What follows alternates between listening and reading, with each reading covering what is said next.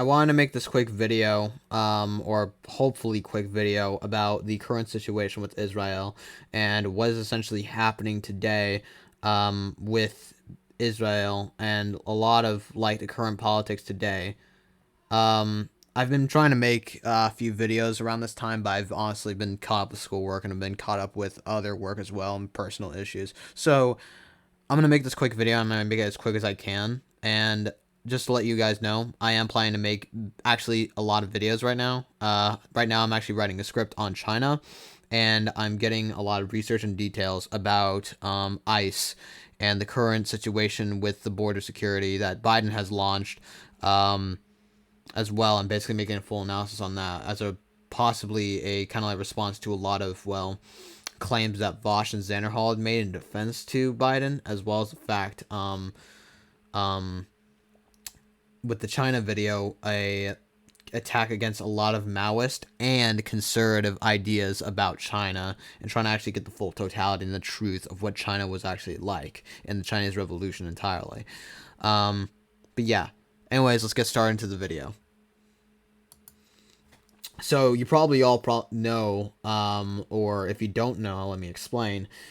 Israel's been on the news recently after a relaunch of missiles and bombing attacks against the Gaza Strip, a territory that is essentially firmly belonged to Palestinian minorities, and that is essentially mostly habited by Palestinian civilians and minorities, where children, women, and many civilians have essentially harbored and lived for quite a while, have been carpet bombed by the Israeli state out of fear of a small terrorist organization that essentially harbors there, in various hideouts all around the strip, called Hamas. In doing so, Israel has launched then attacks against the Gaza Strip, but not only against the Gaza Strip, but has recently launched an entirely new carpet bombing offensive against towns and various places a part of the West Bank, out of fear of Hamas possibly moving bases during the pandemic. They don't even provide any sources into why they have this fear at all. That's just the fear that they essentially give. And it's honestly really disgusting for the fact that they basically had to blame the entire Palestinian minorities and that they blame the entire Palestinian people for the actions of Hamas. That is the recent news within Israel right now, and why it's very much being discussed in the current political situations today, even in the United States. And as well as the fact that a U.S. Deputy Internal General basically said that they will not condemn the killing of Palestinian kids, like word for word as well, too. And that in this factor, the U.S. President Joe Biden has actually indeed supported this. I will actually recommend possibly a video and article made by actually Secular Talk, despite the fact how much I'm very critical of him. He's actually made an entire full video covering this and actually covering what the U.S. Senate has said and what Joe Biden has said in comment to this allegation. It's honestly very disgusting that our own government, when realizing a lot of atrocities that Israel has committed and has essentially made against a lot of civilians within within Israel and within Palestine, that it basically claims to control as an Israeli state, is honestly by far the most just shocking and horrific things that the United States of America can even do, especially even by a lot of like standards of what the bourgeois state should essentially fight against in the reactionary forces that essentially plague us today. But it's honestly not that surprising too. It makes sense as well. I mean, Israel is a U.S. ally. Israel and the United States share massive amounts of profits in industry. So even if Biden was to be critical of their actions, by cutting ties, the U.S. can easily be claimed as anti-Semitic, for one, and two, they can lose a massive trading partner, and they can lose massive amounts of economic formations that essentially keep the United States together. Not only that, but essentially loses a lot of actually war effort funding, where Israel purchases a lot of U.S. weapons from the United States. The United States government has even made it clear they do recognize all of the atrocities all the horrific actions that Israel has committed, but they still refuse to do anything, though, because it will be a major blow to their military and the economy.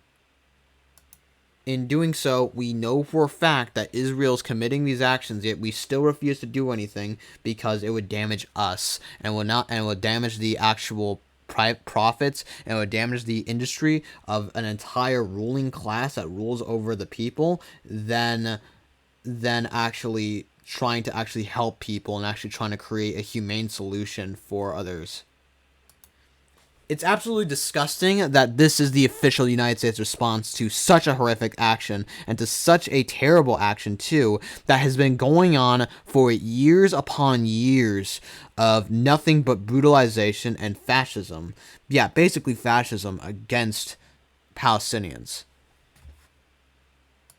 So much so that we end up ignoring that it's basically a fascist state, and it's committing almost the same actions to the Palestinians as the Nazis did against Jews in Germany. And unfortunately, it's been like that ever since the Six-Day War has been resolved from the United States, to where the United States just ignores a lot of atrocities that Israel commits and just sells weapons to them and essentially shares profits with the country, knowing for a fact that these atrocities are being committed. This should not be about religion. This should not be about Jewish people. This is not about the claiming of land. This is not about Jewish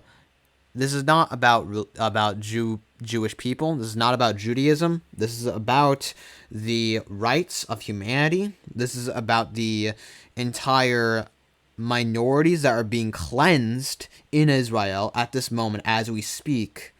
And this is the entire attack that Israel has committed against Palestinians for quite a long time. It shouldn't be like the land of Palestine should not be owned by a people or from a specific mystical reason. It's land that people have lived on for ages, that can be taken in as migrants, and they do not mind foreigners. Hell, Palestinians are very peaceful, actually, when it comes to foreigners, and were indeed peaceful when it comes to foreigners, as long as they were peaceful.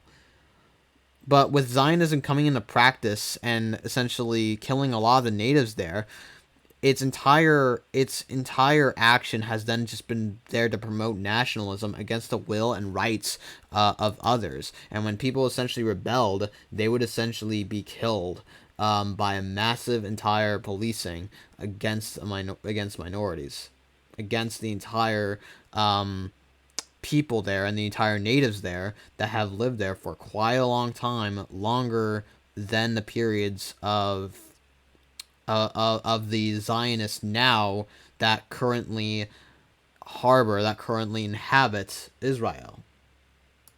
It's an imperialist action that is done for nationalism, that is propped from the bourgeoisie in their interest to stop capitalist crisis at the time in Palestine.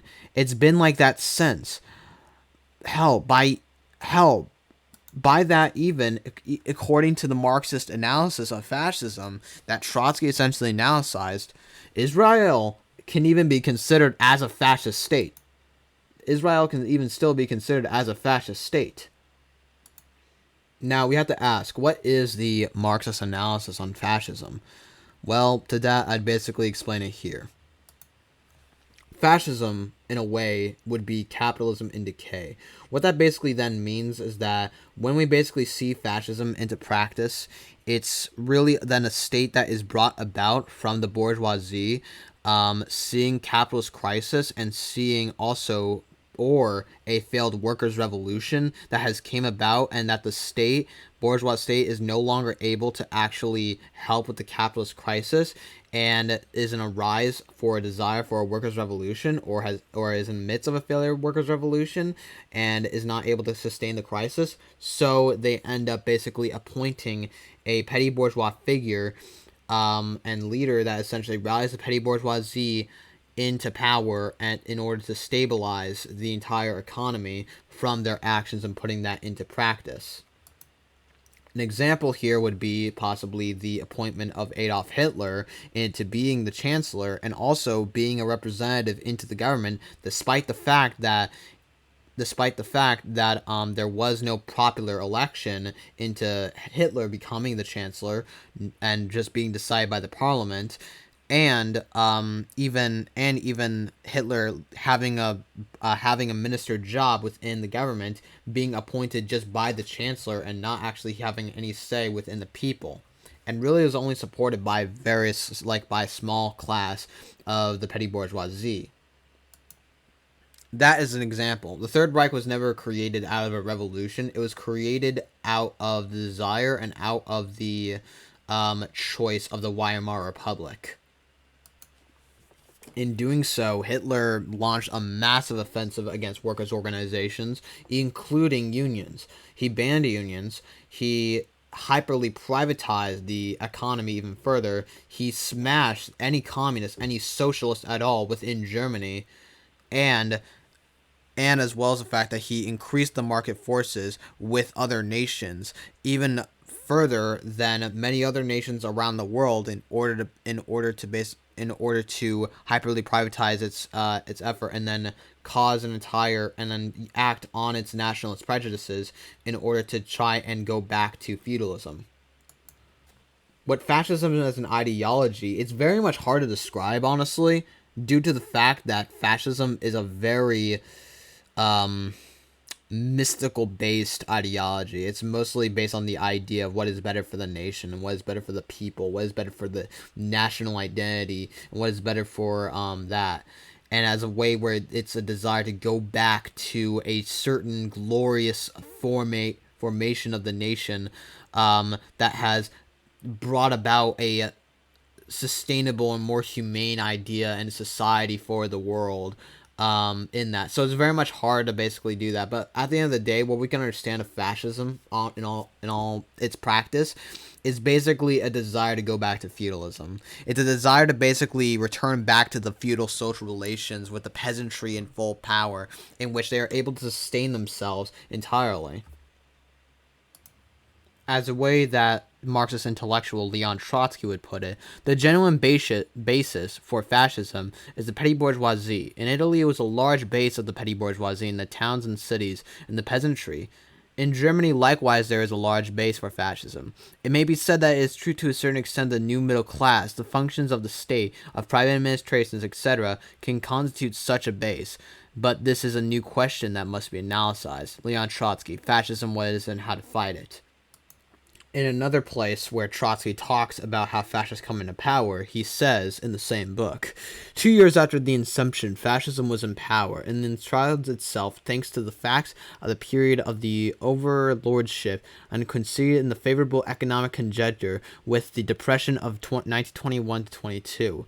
The fascists crushed the retreating proletariat by the outrushing forces of the petty bourgeoisie, but this was not achieved as a single blow. Even after he assumed power, Mussolini proceeded on his course with due caution. He lacked as yet the ready-made models. During the first 2 years, even the constitution was altered by the fascist government, took on to the character of the coalition. In the meantime, the fascist bands were busy at work with clubs, knives, and pistols. Only thus the fascist government created slowly, which meant the complete strangulation of all independent mass organizations. Mussolini attained the cost of bureaucratization of the fascist party itself. By utilizing the outrushing forces of the petty bourgeoisie, fascists strangled it with the vice of the bourgeois state. Mussolini could not have done otherwise of the disillusionment of the masses. He had united, perceiving itself of the most immediate danger ahead. Fascism became bureaucratic, approaches very closely to other forms of the military and police dictatorship. It is no longer poses its form of social support. The chief reserve of fascism, the petty bourgeoisie, has been decepted. Only historical insura enables the fascist government to keep the proletariat in the state of desperation and helplessness. And the politics as regards Hitler, the German social democracy has not been able to add a single word. I'll just repeat the pronouncedly whatever the Italian reformists in their own time performed the greater fight temperament. The latter explained fascism as a post-war psychosis. The German social democracy sees it as Versailles or crisis, psychosis. In both instances, the reformists shut their eyes in the organic character of fascism and the mass movement growing out of the collapse of capitalism. Leon Trotsky, Fascism, what it is, and how to fight it. What Leon Trotsky is referencing here is the fact that the black shirts and the entirety of the Italian fascists have been detrimental into having to fight against the communist and socialist rebels and workers that were essentially spontaneously organized themselves into a rebellion against against the Italian state, that Italy was not actually able to fight in of itself due to a cost of World War II and the massive depression that it basically infringed onto the state itself, with the state already focusing a lot of efforts into trying to stabilize the market within Italy. Thus came Benito Mussolini and the fascists into crushing the workers' rebellion, in which this basically gained support and gained trust within the bourgeois state, for then Mussolini to make his march on Rome. Ended up the king giving power to Mussolini. Remember, even with the March of Rome, the Italian kingdom was never overthrown at all. The prime minister, the king of Italy, was in a dual power structure within Benito Mussolini, in which he was essentially that he gave power to Mussolini. This power was never taken ever. This was still the same formations of the bourgeois state. The same thing would happen in Germany, of course, as well. With the crushing of the workers' revolution, it came then with with still capitalist crisis indeed happening. It came then the desire to dismantle any form of other workers' revolution coming about again, in that, and in order to basically sustain capitalism out of crisis, which put fascists in power, which fascists were all the more able to take because they saw the state, the bourgeois state too, as absolute. And that essentially using the state as a format in which they can get back to the previous social relations that they essentially desire for their glorious alternative away from the current societies that we are, as a going back to the former quote-unquote glory that essentially is not very glorious but is really just a previous social relation to the means of production, a social relation of economics. To take this in a more simple perspective for everyone here that basically had to read that mouthful, let's take it into a way where another Marxist intellectual that I very much look at a lot, Chris Harman, put it in The Fascist Menace and How to Fight It. Fascism can only develop as a racialist mentality. It can be made into a central preoccupation of millions of individuals. They have to be committed to it. They regard it to the phenomenal solutions it offers into their problems, as well as the more important of their private lives, their organizations, or other concerns. The identification with the leader of the fascist organization and his definition of their problems has to be complete. Chris Harman, The Fascist Menace and How to Fight It. Another way Parman puts it is, was required the development of organizations in the form of activity that can begin at the genuine revolutionary alternatives. The sort of united organizations that are necessary to keep fascists in the streets cannot serve at the task of the many of these are worried about racialism and fascism without carrying the real causes. They do not mind the problems and people suffer under capitalism. They merely object to them looking at the racialist solutions to them. It is not surprising that some workers, when they are offered the choice between these people and the fascists, choose to follow the latter. Chris Harman, The Fascist Menace and How to Fight It.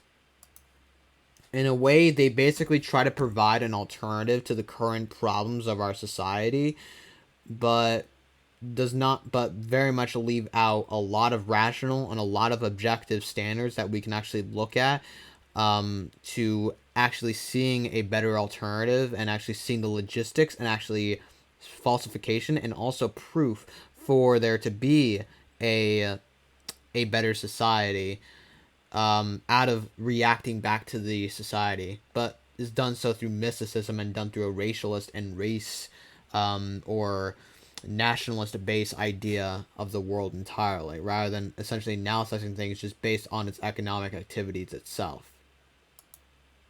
So, how does Israel relate to this?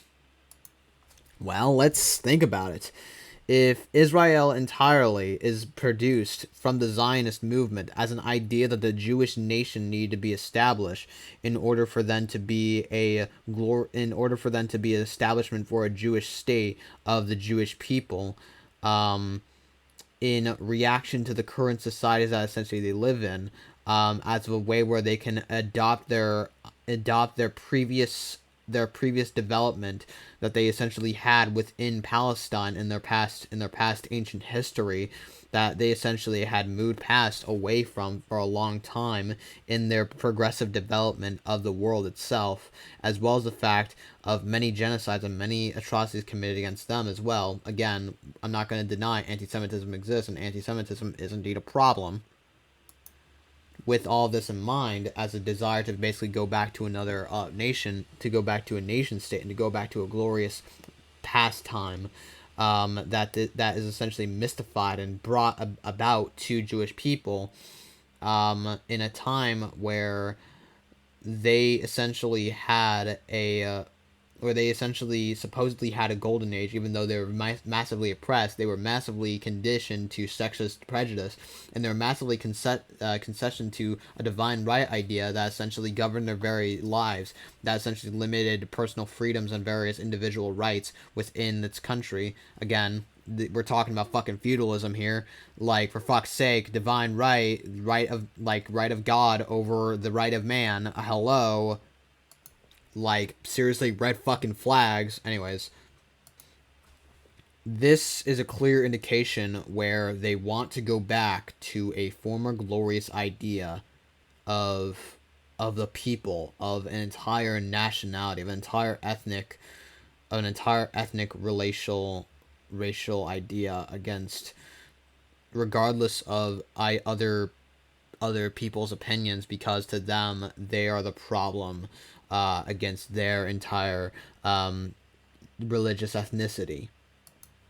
Not to mention as well is that Israel came about from the British Empire, seeing a lot of the Palestinian working class rebelling against the British occupation, the British holding of Palestine, after the conclusion of the Second Imperialist War, and after a economic collapse within Britain after the Second Imperialist War, that required Britain to focus more onto the market than really quelling the Palestinian rebellion, and thus giving power to the Israeli government and setting up the Israeli government to brutalize and destroy a lot of the Palestinian working class, that Israel blamed as being the people that essentially tried to limit the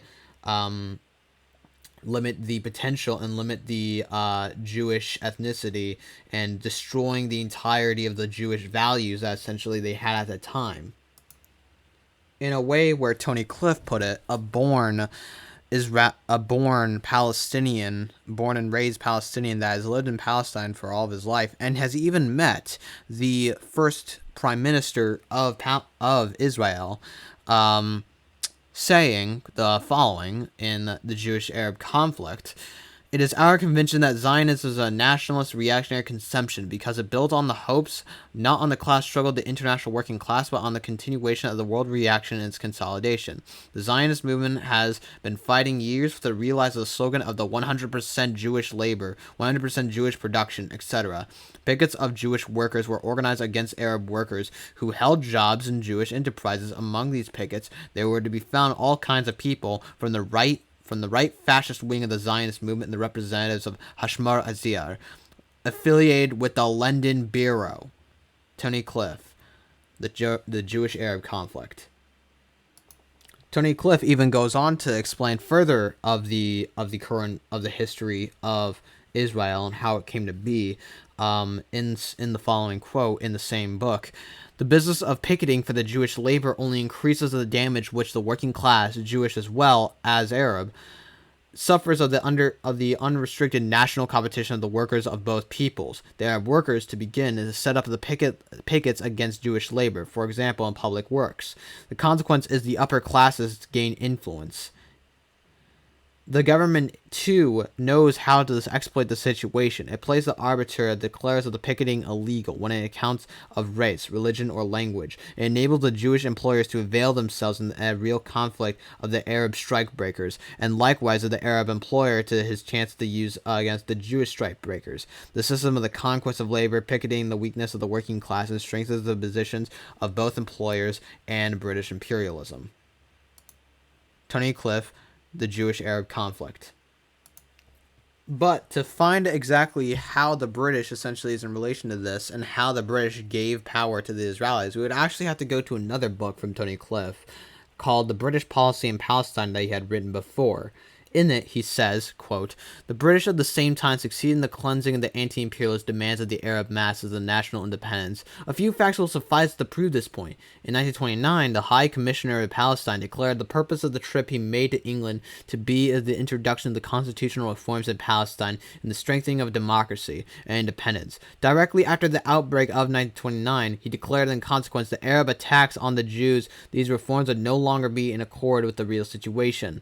This statement led to the belief of the Arab masses that if there was to be no independence or democracy in the country, this would not be the fact of this was not due to the fact that the British were hostile to these demands, but the Jews. The High Commissioner proposed the 1935 setup of the Legislative Council. This British proposal, made in order to obscure the real demands of the independent institutions, was anti-democratic insofar that the real decisions would remain to the hands of the British imperialism.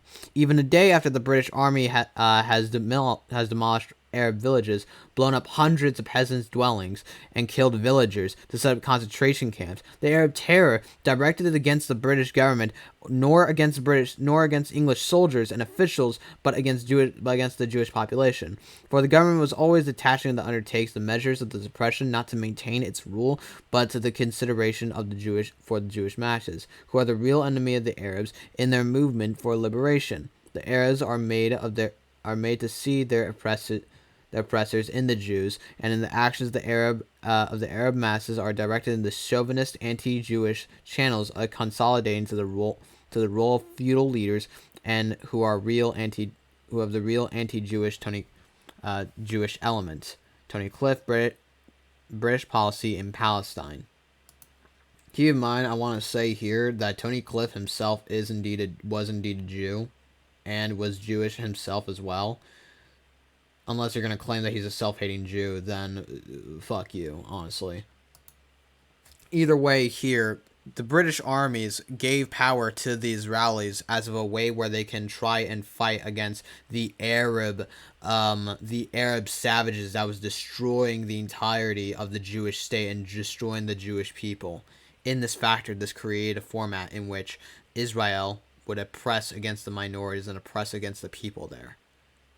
Around this time period, too, Israel would commit one of the worst atrocities I think it would ever commit in its history entirely during this time period. It is known as the Palestinian Holocaust, but most Palestinians would call it Nakba.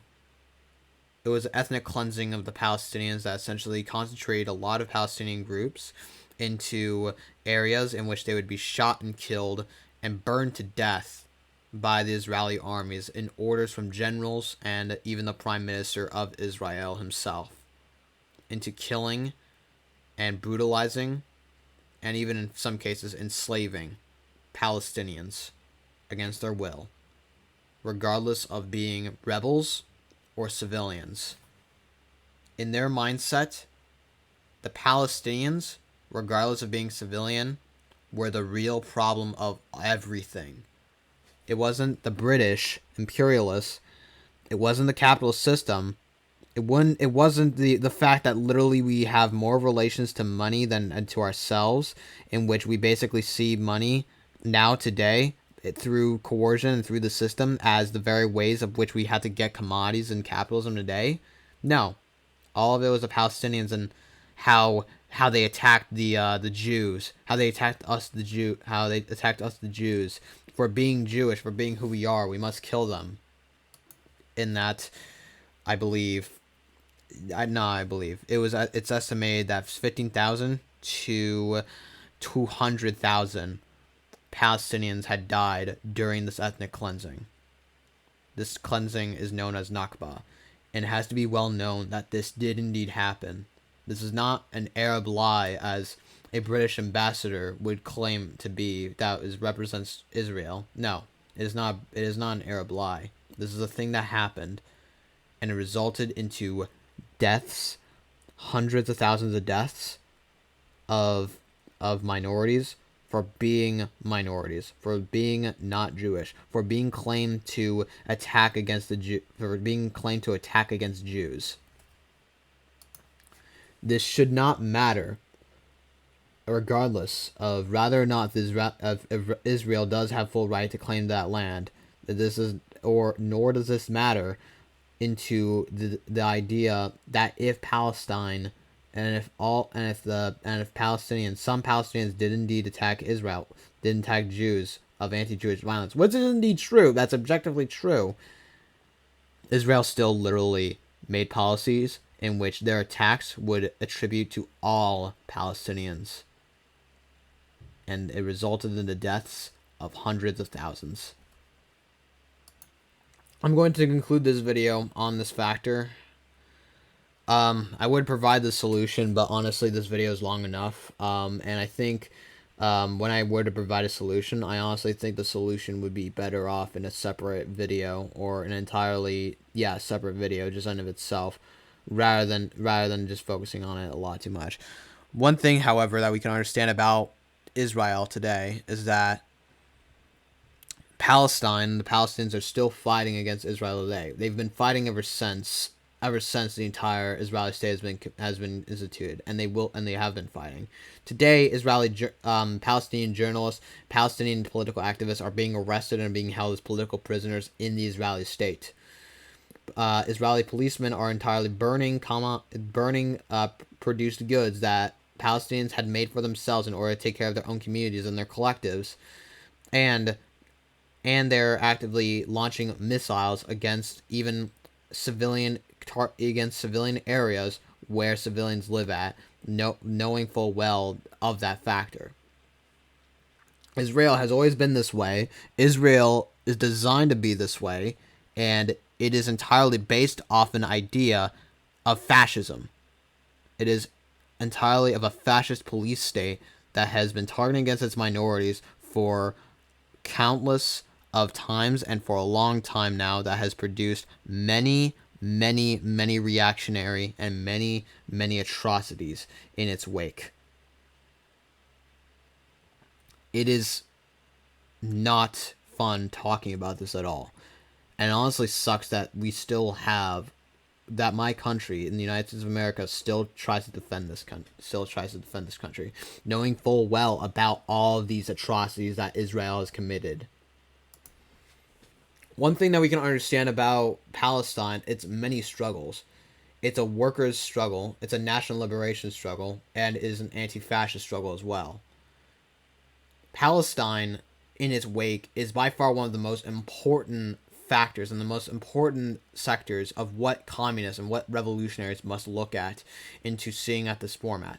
And to that, I'd basically give two solutions to the thing that honestly I think needs to be said among the left today, mostly towards against the left communists entirely, and how they would view the entire formation of Palestine.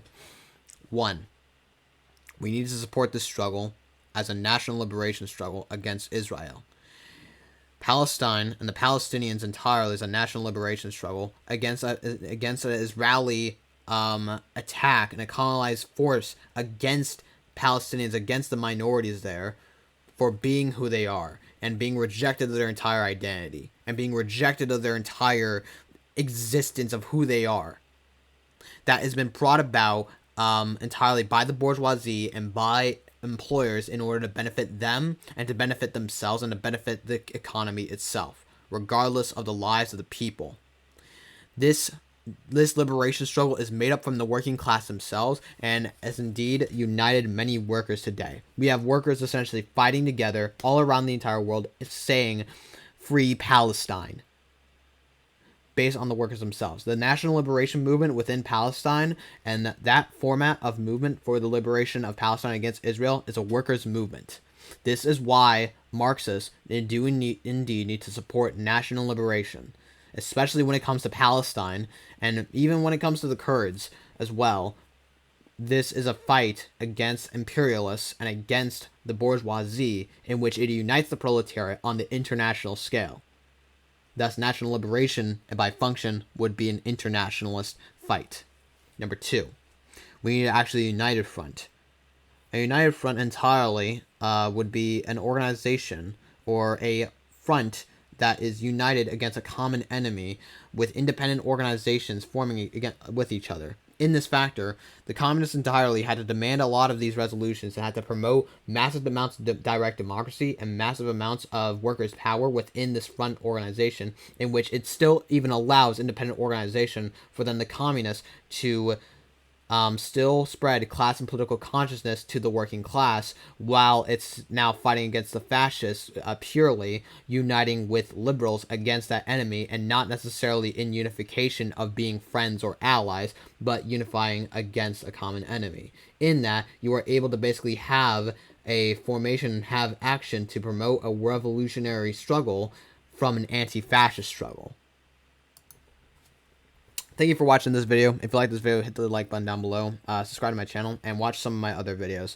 I think I'm going to make another video about fascism and about how to fight it entirely, mostly how to fight it due to a lot of leftist ideas, or specifically ultra-left ideas, essentially against anti-fascism. But that might have to essentially be formatted into a lot of things in some other way. And I'm going to be making videos on video on China as well. And I believe in the start of the video I even said I was going to talk about. Yeah, I forgot the first thing I was talked about. You probably rewind and look at it yourself. Anyways, thank you for watching this video, and take care.